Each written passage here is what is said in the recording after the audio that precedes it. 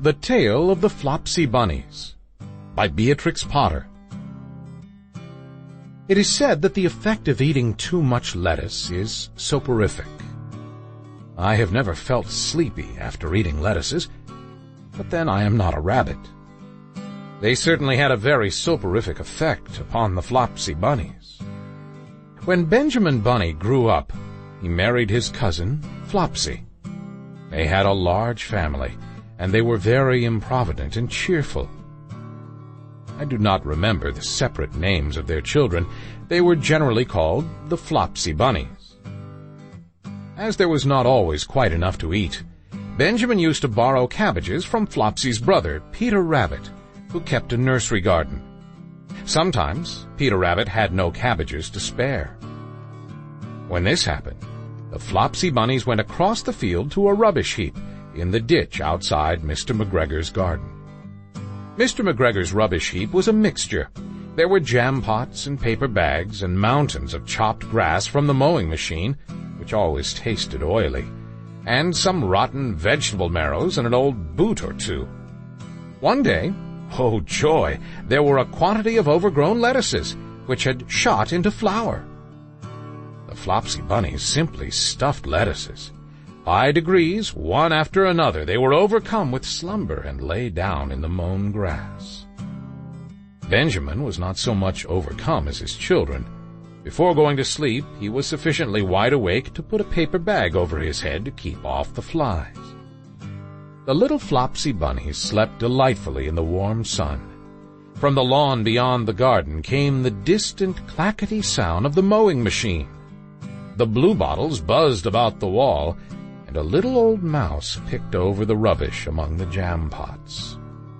I can tell you her name. She was called Thomasina Tittlemouse, a wood mouse with a long tail.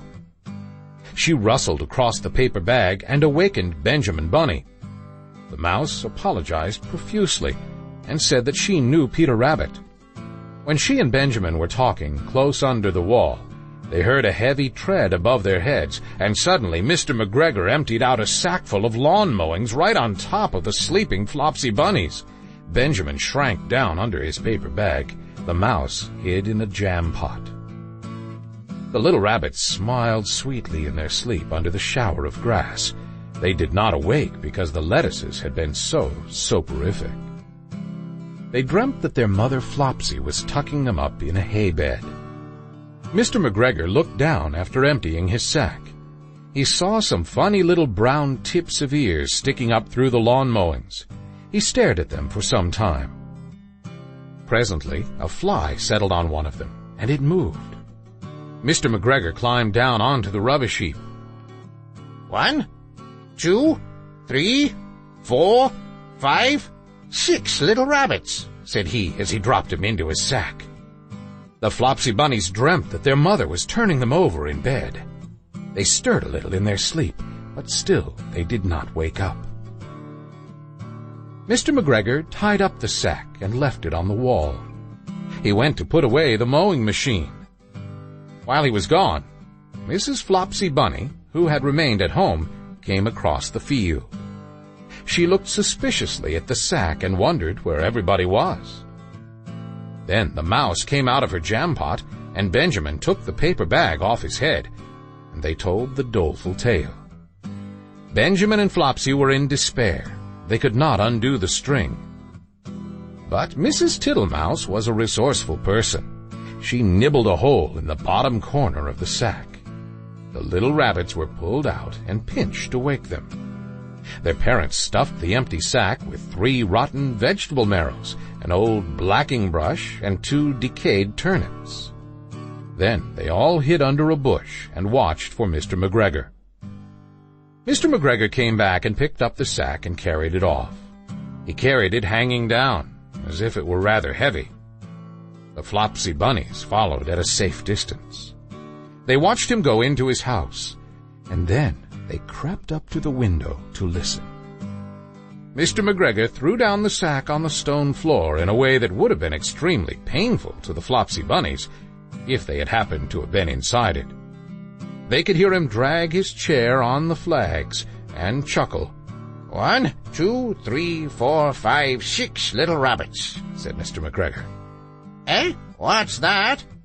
What have they been spoiling now? Inquired Mrs. McGregor. 1, 2, 3, 4, 5, 6 little fat rabbits, repeated Mr. McGregor, counting on his fingers. 1, 2, 3... Don't you be silly. What do you mean, you silly old man? In the sack. 1, 2, 3, 4, 5, 6, replied Mr. McGregor. The youngest Flopsy Bunny got upon the window-sill. Mrs. McGregor took hold of the sack and felt it. She said she could feel 6, but they must be old rabbits because they were so hard and all different shapes. Not fit to eat, but the skins will do fine to line my old cloak. Line your old cloak, shouted Mr. McGregor. I shall sell them and buy myself baccy. Rabbit tobacco, I shall sell them and cut off their heads. Mrs. McGregor untied the sack and put her hand inside. When she felt the vegetables, she became very, very angry. She said that Mr. McGregor had done it a purpose. And Mr. McGregor was very angry too. One of the rotten marrows came flying through the kitchen window and hit the youngest Flopsy Bunny. It was rather hurt. Then Benjamin and Flopsy thought that it was time to go home. So Mr. McGregor did not get his tobacco, and Mrs. McGregor did not get her rabbit skins. But next Christmas, Thomasina Tittlemouse got a present of enough rabbit wool to make herself a cloak and a hood, and a handsome muff, and a pair of warm mittens. The end.